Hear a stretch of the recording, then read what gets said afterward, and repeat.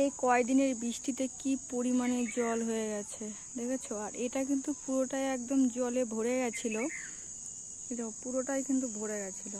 কিন্তু এখন এটা একটু রৌদ্রের জন্য একটু কমে গেছে। আর দেখো এখানে অনেকগুলো কচুর শাক, ঠিক আছে, শোলা কচু বলে এগুলোকে।